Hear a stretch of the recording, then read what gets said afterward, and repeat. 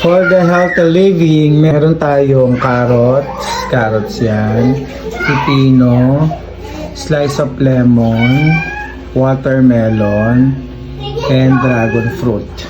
So, shake natin, titikman natin kung ano magiging itsura niya.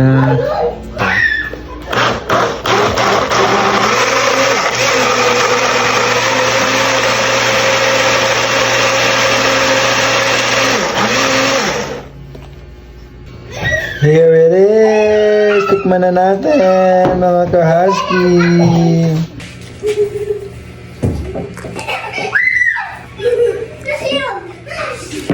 Lasang